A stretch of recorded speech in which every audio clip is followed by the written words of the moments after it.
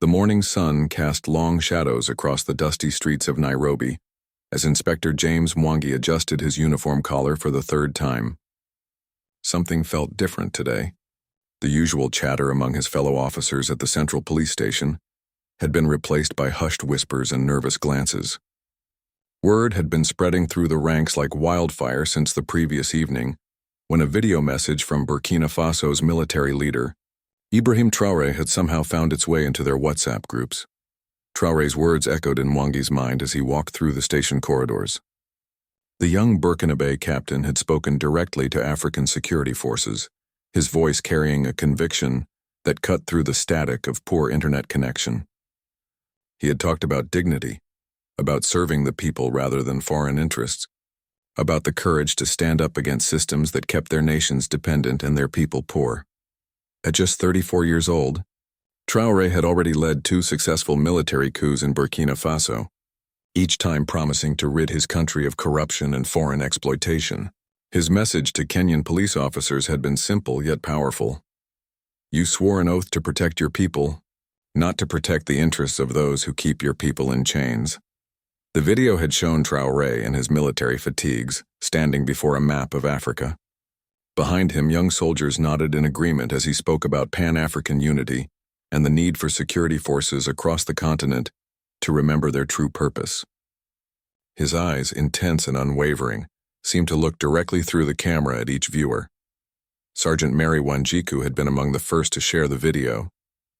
A 20-year veteran of the force, she had grown increasingly frustrated with the corruption she witnessed daily. Politicians walked free while ordinary citizens languished in cells for minor offenses. Drug dealers operated openly, while police officers struggled to feed their families on meager salaries. The video had struck a chord with her that she hadn't felt in years. By midday, the video had reached every corner of the Kenyan police force. From the coastal stations in Mombasa to the highland outposts near the Ethiopian border, officers were gathering in small groups to discuss what they had seen.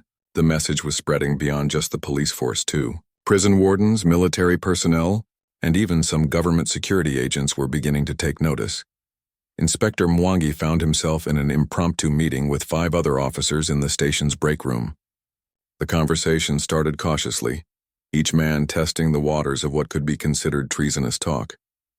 But as the discussion progressed, their frustrations poured out like water from a broken dam.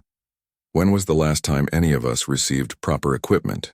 asked Constable Peter Kiprotich, holding up his worn-out radio that crackled with static. "We're expected to fight crime with tools from the last century while politicians drive around in cars worth more than our annual budget." The group nodded in agreement. They had all seen the contrast between the resources available to protect wealthy neighborhoods and those allocated to serve the common people. Their vehicles broke down regularly, their stations lacked basic supplies, and their salaries barely covered their families' needs. Outside the break room, the normal activities of the police station continued, but there was an undercurrent of tension that hadn't been there before. Phone calls were being made, messages were being sent, and plans were beginning to form. The seed that Ibrahim Traoré had planted with his video message was beginning to sprout in the minds of Kenyan law enforcement officers. As evening approached, Mwangi walked home through the crowded streets of his neighborhood. Children played in the dusty roads while their mothers prepared evening meals over charcoal stoves. These were the people he had sworn to protect and serve, yet he often found himself enforcing laws that seemed designed to keep them down rather than lift them up. His phone buzzed with another message in the group chat. This time it wasn't just the video being shared, but actual discussion about what Traoré's message meant for them. Someone had posted statistics about police salaries compared to the cost of living. Another had shared photos of the luxurious lifestyles of government officials they were supposed to protect. The conversation was moving beyond just complaint into something more organized. Officers from different stations were beginning to coordinate, sharing contact information and discussing their shared grievances. The influence of Ibrahim Traoré's message was creating connections between law enforcement officers who had never spoken before, but shared the same frustrations. As Mwangi reached his small apartment, he could hear his neighbors discussing the same video on their phones. The message had transcended the police force and was reaching ordinary citizens who saw in Traoré a leader who understood their struggles. The young Burkinabe captain's words about dignity and service resonated with people who felt forgotten by their own government. That night, as he lay in bed listening to the sounds of the city, Mwangi realized that something fundamental had changed. The video message had done more than just inspire discussion. It had provided a framework for action that many had been waiting for without knowing it. Tomorrow would bring new conversations, new connections, and new possibilities that none of them had imagined just 24 hours earlier. The following morning brought an atmosphere of electric tension to police stations across Kenya. Inspector Mwangi arrived at work to find clusters of officers engaged in animated discussions that fell silent whenever senior commanders approached. The previous night's conversations had continued well into the early hours, with WhatsApp groups multiplying and expanding to include officers from stations throughout the country. Sergeant Wanjiku had taken the lead in organizing what was rapidly becoming a coordinated movement. Her experience and respect among the ranks made her a natural leader, and she had spent the night creating secure communication channels between different stations. By dawn, she had established contact with sympathetic officers in Mombasa, Kisumu, Eldoret, and dozens of smaller towns. The government had not yet caught wind of what was brewing in the ranks of their security forces.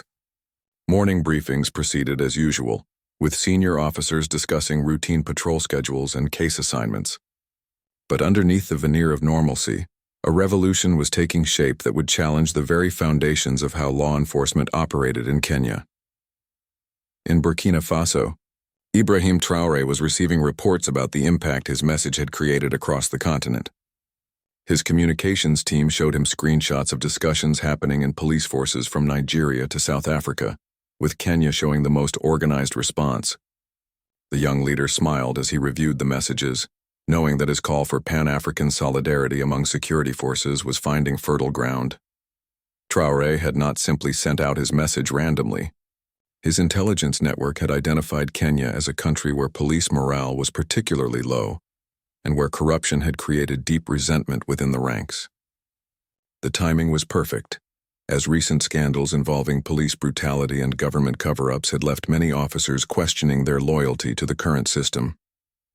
Back in Nairobi, the first concrete action emerged during the afternoon shift change. Instead of dispersing to their assigned beats, officers from 3 different stations gathered at Uhuru Park, claiming they were conducting a joint training exercise. The real purpose was to meet face-to-face and discuss the growing movement that had started with Traoré's video. Constable Kiprotich had prepared a list of demands that reflected the grievances shared by officers across the country: better wages, proper equipment, an end to political interference in police operations, and most importantly, the right to serve the people rather than protect corrupt politicians. The list grew as each officer added their own experiences of systemic problems within the force. The meeting in the park lasted 2 hours, with officers sharing stories that painted a picture of a police force in crisis. They talked about cases they had been ordered to drop because the suspects had political connections. They discussed the humiliation of being forced to provide security for politicians who openly mocked their poverty. They shared the pain of watching their colleagues resort to corruption simply to survive on inadequate salaries. As word of the park gathering spread through the various communication channels, similar meetings began organizing in other cities. In Mombasa, coastal police officers met at a tea shop near the port. In Kisumu, lakeside officers gathered at a community center. Each meeting reinforced the same themes that Traoré had articulated in his video: dignity, service to the people, and resistance to exploitation. The movement was gaining momentum with each passing hour. Officers who had initially been skeptical were beginning to see the potential for real change. The example of Ibrahim Traoré in Burkina Faso provided proof that young leaders could successfully challenge entrenched systems of corruption and foreign control. By evening, the first formal demand had been drafted and was circulating among the officers. It called for immediate salary increases, better working conditions, an end to political interference in police work, and the establishment of independent oversight bodies to prevent corruption. The document bore no signatures, but it carried the implicit support of hundreds of officers across multiple stations. The government remained unaware of the brewing storm. President and his security advisors continued their routine activities. focused on upcoming diplomatic meetings and economic policies. Their intelligence services, staffed largely by the same disaffected officers who were now organizing, had not yet reported on the growing discontent within their own ranks. In the police barracks where many officers lived with their families, evening conversations had taken on a new tone. Wives and children listened as their husbands and fathers spoke with an energy and hope that had been absent for years. The possibility of change, inspired by a young leader thousands of miles away, had rekindled something that many had thought was lost forever. Sergeant Wanjiku worked late into the night, coordinating with officers across the country and refining their plans. The movement needed to maintain momentum while avoiding premature detection by government authorities. She had learned from Traoré's example that successful change required careful timing and broad-based support. The video message that had started it all was still circulating, now accompanied by discussions about practical steps for implementing the changes that Traoré had advocated. Officers were no longer just talking about their frustrations. They were developing concrete plans for addressing them. As the second day of the movement drew to a close, the foundations had been laid for something unprecedented in Kenyan history. A police force inspired by the words of a young African revolutionary was preparing to challenge the system they had been trained to protect. The seeds of mutiny, planted by Ibrahim Traoré's message, were beginning to grow into something that would soon command the attention of the entire nation. The third day marked the point of no return for the Kenyan police movement. What had begun as scattered discussions inspired by Ibrahim Traoré's message had evolved into coordinated action that would soon command national attention. The transformation was remarkable in its speed and scope, reaching from the highest-ranking inspectors to the newest recruits fresh from training college. Inspector Mwangi found himself appointed as one of the regional coordinators, a role he had never sought but felt compelled to accept. The responsibility weighed heavily on him as he realized that the decisions made in the coming hours would affect not only his career, but potentially the entire structure of law enforcement in Kenya. The morning briefing at his station proceeded normally, but underneath the routine discussions, he was mentally preparing for the most significant day of his professional life. Sergeant Wanjiku had worked through the night, establishing what would become known as the Unity Network, a secure communication system linking sympathetic officers across the country. Her military-style organization reflected the influence of Traoré's approach to leadership, emphasizing clear command structures and disciplined coordination. By sunrise, she had confirmed participation from officers in 47 different stations, representing nearly 30% of the national police force. The government's first inkling of trouble came when routine patrol reports began showing irregularities. Officers were reporting for duty but then failing to respond to dispatch calls. Some units were found to be conducting extended training exercises in locations that had not been authorized by their commanders. The pattern was subtle but consistent enough to trigger concern among senior officials. President Ruto's security briefing that morning included the first mention of unusual activity among police units. The intelligence report was vague, describing it as possible coordination problems rather than organized resistance. The officials who delivered the briefing had not yet grasped the scale of what was developing within their own security apparatus. In Burkina Faso, Ibrahim Traoré was following the developments in Kenya with intense interest. His advisors provided regular updates on the growth of the movement, noting how his message had catalyzed existing frustrations into organized action. The young leader saw this as validation of his broader vision for Pan-African solidarity among security forces who shared common struggles against corruption and foreign interference. The first public manifestation of the movement occurred at midday when officers from 5 Nairobi stations simultaneously abandoned their posts and gathered at the steps of Parliament. They came in uniform but without weapons, carrying handwritten signs demanding better working conditions and an end to political interference in their duties.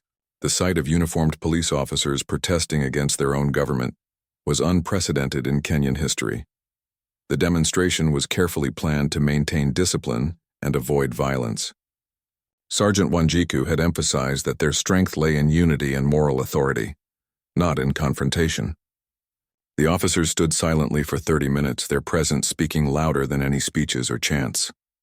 Television cameras captured the historic moment, broadcasting images that would soon reach every corner of the country. Within hours, similar demonstrations erupted in Mombasa, Kisumu, and Eldoret. The coordination was remarkable, suggesting a level of organization that caught government officials completely off guard. Each demonstration followed the same pattern: uniformed officers gathering peacefully at government buildings, standing in silent protest for exactly 30 minutes, then dispersing to secure locations. The government's response was swift but confused. Emergency meetings were called, but senior officials struggled to understand how such widespread coordination had developed without their knowledge. The usual intelligence networks had failed because many of the officers who normally provided information were now part of the movement themselves. By afternoon, the movement had expanded beyond just police officers. Prison wardens, court security personnel, and even some military units were beginning to show signs of solidarity. The inspiration from Traoré's message had spread through the entire security establishment, creating connections between different branches of law enforcement that had rarely communicated before.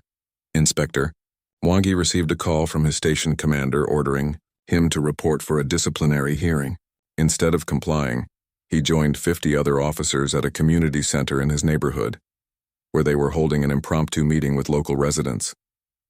The conversation revealed the deep disconnect between the police force and the communities they served, with both sides expressing frustrations that had been building for years. The community meeting proved to be a turning point. Residents who had previously viewed police with suspicion began to understand the constraints and pressures that officers faced daily. They heard stories of good officers being punished for refusing to participate in corruption, of dedicated professionals being forced to choose between their principles and their family's survival. As evening approached, the government announced the formation of a special committee to investigate the police unrest. The announcement was broadcast on national television, marking the first official acknowledgement that something significant was happening within the security forces. However, the language used suggested that officials still did not fully grasp the scope or nature of what they were facing. The officers involved in the movement watched the government announcement with a mixture of satisfaction and concern. They had succeeded in forcing official recognition of their concerns, but they also knew that this marked the beginning of a more serious confrontation. The peaceful demonstrations had been just the opening move in what could become a prolonged struggle for reform. In secure group chats that now included officers from across East Africa, discussions began about the next phase of action. The success in Kenya was inspiring similar movements in Uganda, Tanzania, and even parts of Ethiopia. Ibrahim Traoré's message had created a domino effect that was spreading far beyond what anyone had initially imagined possible. As the third day of the movement concluded, the participating officers knew they had crossed a line from which there could be no easy return.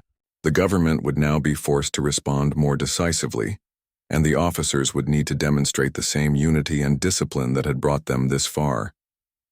The inspiration from Burkina Faso's young leader had given them the courage to begin, but the ultimate success of their movement would depend on their ability to maintain solidarity in the face of whatever challenges lay ahead. The fourth day brought the government's full response as President Ruto declared a state of emergency in the security sector. The announcement, made during a hastily arranged press conference, painted the police movement as a threat to national stability, inspired by foreign agitators. However, the president's words rang hollow to many Kenyans who had witnessed the peaceful demonstrations and heard the officers' legitimate grievances. Inspector Mwangi woke to find his phone buzzing with urgent messages. The Unity Network was reporting that senior commanders were conducting raids on officers' homes, attempting to arrest the perceived leaders of the movement. 3 coordinators had already been detained, but their arrests had only strengthened the resolve of their colleagues rather than intimidating them into submission. The government's heavy-handed response proved to be a strategic mistake.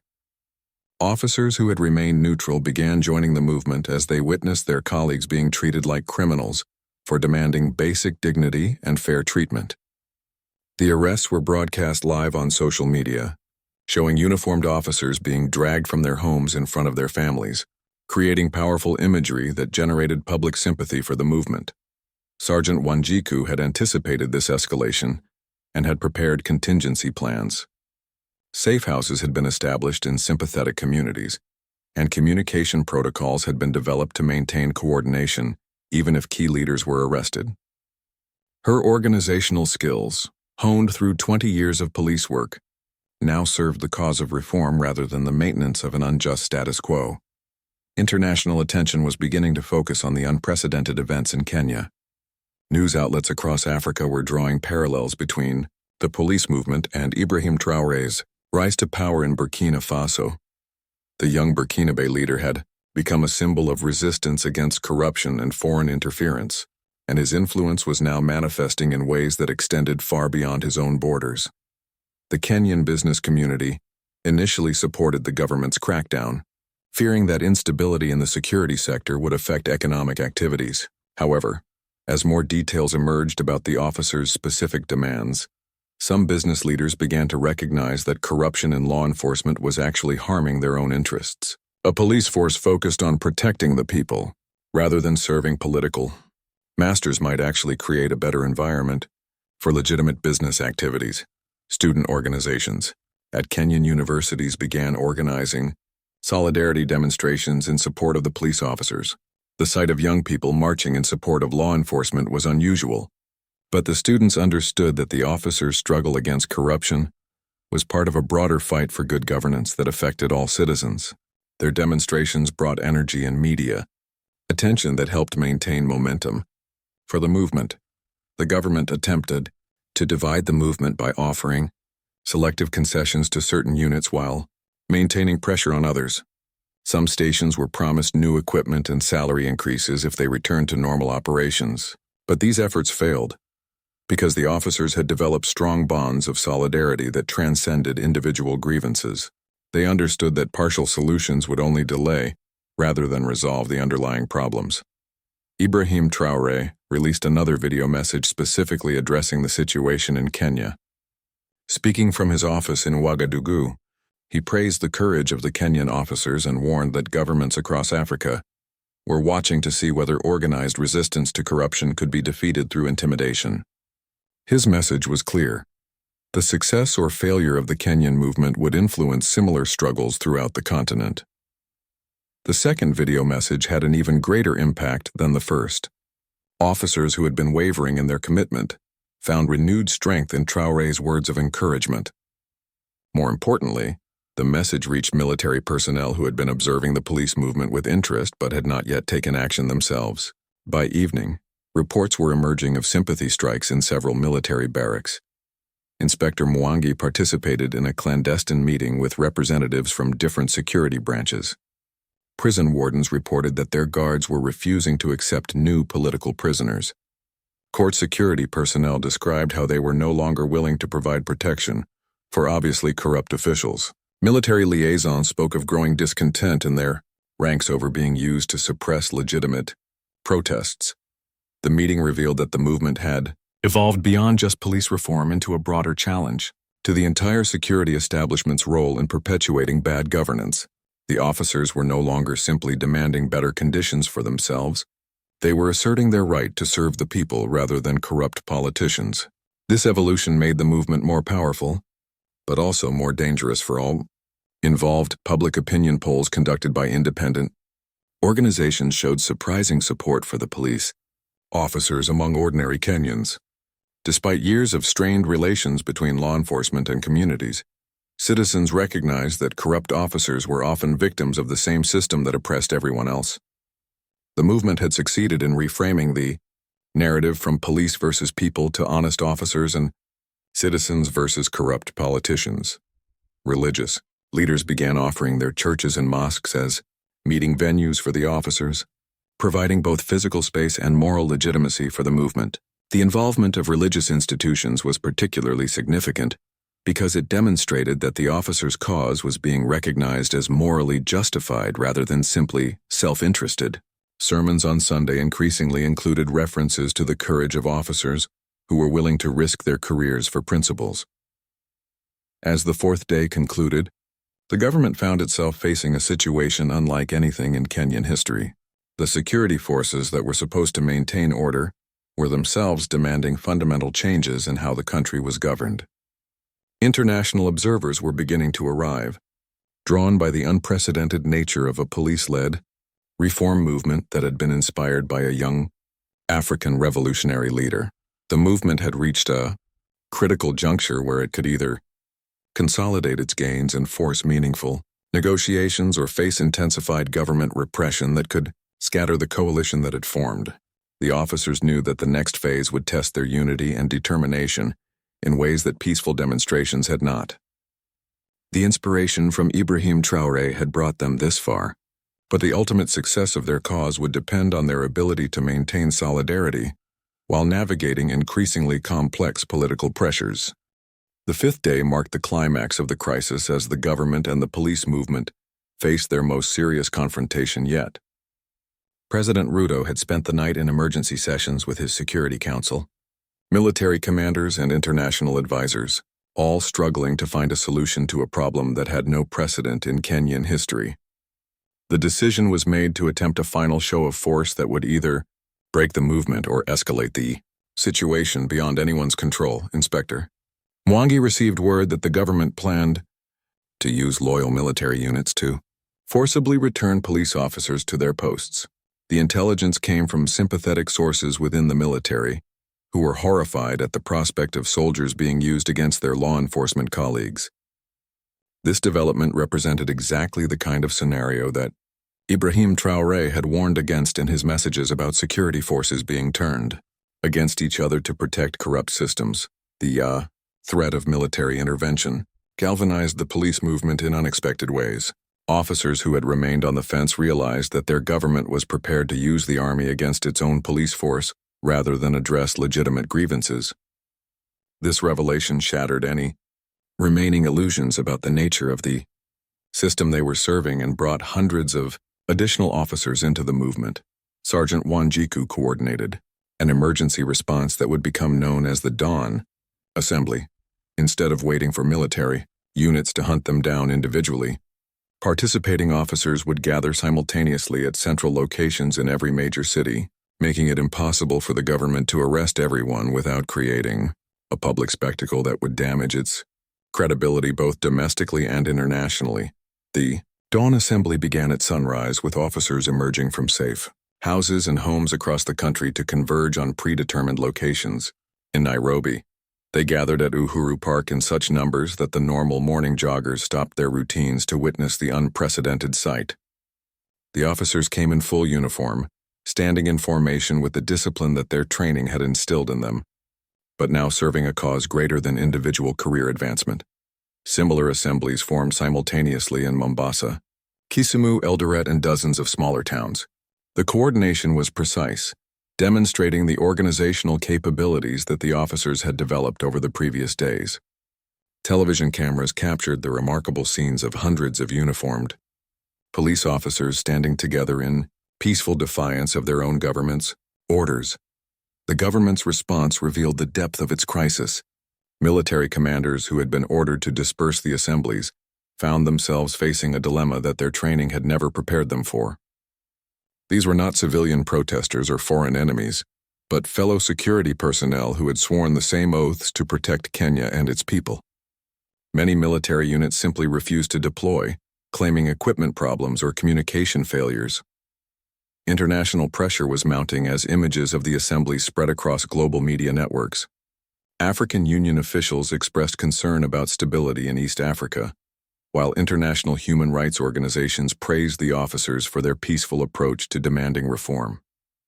The government found itself increasingly isolated as international opinion shifted in favor of the police movement. President Ruto made a desperate attempt to divide the movement by addressing the nation on television, offering significant salary increases and promising to establish a commission to investigate corruption in law enforcement. However, the officers had learned from Ibrahim Traoré's example that partial concessions were often used to diffuse reform movements without implementing real change. Their response was swift and unified. No negotiations until their detained colleagues were released and their demands for systemic reform were addressed comprehensively. The business community, initially supportive of government efforts to restore order, began expressing concerns about the economic impact of prolonged instability. Stock markets were volatile, Tourism was declining, and international investors were postponing decisions until the crisis was resolved. These economic pressures added another dimension to the government's calculations and strengthened the officers' negotiating position. Ibrahim Traoré's influence remained strong as officers shared new messages he had sent privately to movement leaders. His advice was tactical and specific, drawn from his own experience in navigating the complex process of fundamental reform. He warned against accepting cosmetic changes and emphasized the importance of maintaining unity even when facing intense pressure to compromise. Religious and civil society leaders began mediating between the government and the officers, offering neutral venues for potential negotiations. The involvement of respected community figures provided both sides with a face-saving opportunity to step back from confrontation while pursuing substantive dialogue. Churches and mosques became informal headquarters for coordination between different stakeholders. The most significant development came when elements within the military began expressing solidarity with the police movement. Junior officers and enlisted personnel, inspired by the courage their law enforcement colleagues had shown, began organizing their own discussions about military reform. The prospect of the movement spreading to the armed forces created new urgency for resolving the crisis before it expanded beyond the government's ability to manage. By evening, it was clear that the government's strategy of intimidation had failed. Instead of breaking the police movement, the threat of military intervention had strengthened it and begun attracting support from other sectors of society. The officers had demonstrated that their unity was stronger than the government's capacity to suppress them through force. Inspector Mwangi stood with his colleagues at Uhuru Park as the sun set on the fifth day, looking around at hundreds of officers who had risked everything for the chance to serve their country with dignity. The inspiration that had begun with a video message from a young leader in Burkina Faso had evolved into something uniquely Kenyan but universally relevant. They had proven that organized, disciplined resistance could challenge even entrenched systems of corruption and abuse. The movement had reached the point where retreat was impossible and victory remained uncertain. The next day would determine whether their sacrifice had been worthwhile, or whether they would face the consequences of challenging power without sufficient strength to defeat it. But regardless of the outcome, they had already achieved something important. They had shown that ordinary people in uniform could choose principles over paychecks and dignity over submission. The sixth day began with news that would reshape the entire trajectory of the crisis. During the night, senior military commanders had informed President Ruto that they could not guarantee the loyalty of their own forces if ordered to suppress the police movement. The prospect of using soldiers against police officers had created such division within military ranks that several units had effectively declared themselves neutral in the conflict. Inspector Mwangi woke to find messages flooding the Unity network with reports of breakthrough developments across the country. In Mombasa, the regional military commander had publicly stated that his forces would not intervene in what he called a legitimate expression of professional grievances. Similar declarations were coming from military leaders in other regions, effectively removing the government's primary tool for forcibly ending the movement. The government's position had become untenable overnight. Without military support, President Ruto faced the reality that nearly half of his security apparatus was in open revolt, while the other half was refusing to take action against their colleagues. The economic pressure was mounting as businesses called for immediate resolution of the crisis, and international partners began questioning Kenya's stability as a regional anchor. Sergeant Wanjiku received a call that she had been hoping for, but barely dared to expect. Government representatives were requesting formal negotiations with movement leaders, offering to discuss comprehensive reforms rather than the limited concessions that had been rejected earlier. The call came through religious mediators who had been working tirelessly to find a peaceful resolution to the crisis. The breakthrough came when Ibrahim Traoré agreed to serve as an international mediator, lending his credibility and experience to the negotiation process. His involvement signaled to both sides that the issues at stake extended beyond Kenya's borders and represented fundamental questions about governance and security throughout Africa.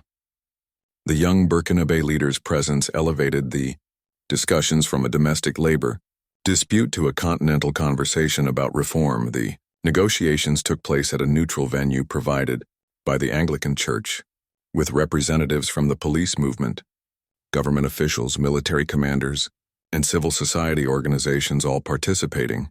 The format deliberately echoed the inclusive approach that Traoré had used in Burkina Faso, ensuring that all stakeholders had a voice in shaping solutions. Inspector Mwangi was selected as one of the police representatives, a role that both honored and intimidated him. Sitting across from government ministers who had previously treated police officers as expendable employees, he felt the weight of representing thousands of colleagues who had risked their careers for the chance to serve with dignity. The negotiations were broadcast live, allowing the entire country to witness this unprecedented dialogue. The discussions revealed the depth of the problems that had created the crisis.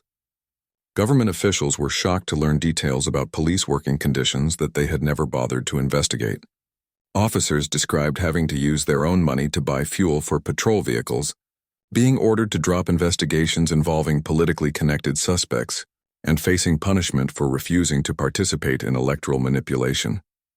The government's initial response was defensive, with some officials suggesting that the officers were exaggerating their complaints or being manipulated by foreign influences. However, the evidence presented was overwhelming and well documented, making it impossible to dismiss the movement's grievances as unfounded.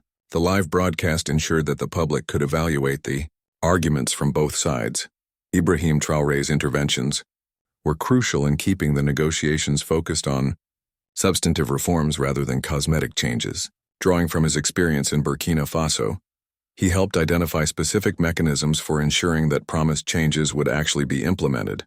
His presence also provided cover for government officials who wanted to make meaningful concessions but feared appearing weak to their political rivals. The breakthrough came when the government agreed to establish an independent police service commission with real authority over personnel decisions, budgets, and operational policies. This represented a fundamental shift from the existing system, where political appointees controlled every aspect of law enforcement. The officers had won their primary demand for professional autonomy that would allow them to serve the people rather than political masters. Additional agreements included immediate salary increases, proper equipment funding, and the establishment of oversight mechanisms to prevent political interference in police operations. Most importantly, the government agreed to drop all charges against officers who had participated in the movement, recognizing their actions as legitimate professional advocacy rather than criminal insubordination.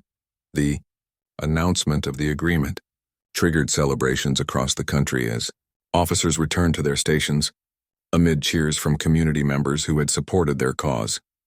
The successful resolution of the crisis without violence was hailed as a model for other countries facing similar problems with security sector governance. Inspector Mwangi stood once again at Uhuru Park, but this time he was surrounded by celebrating officers and civilians who had witnessed an unprecedented victory for reform through peaceful resistance. The inspiration from Ibrahim Traoré's message had traveled thousands of miles to catalyze changes that would benefit millions of Kenyans for generations to come. The impact extended far beyond Kenya's borders as security personnel in other African countries studied the methods and outcomes of the Kenyan police movement. Ibrahim Traoré's influence had proven that principled leadership could inspire reform movements across continental boundaries, creating networks of solidarity that transcended national divisions. As the celebration continued into the evening, officers reflected on how a simple video message had evolved into a transformative movement that changed their country's approach to security sector governance. They had learned that unity, discipline, and moral clarity could overcome even entrenched systems of corruption and abuse. The legacy of their courage would inspire future generations of African security personnel to choose service over subservience, principles over personal gain, and dignity over degradation. The story that began with Ibrahim Traoré's call for continental solidarity had become a Kenyan success story that would inspire similar movements throughout Africa.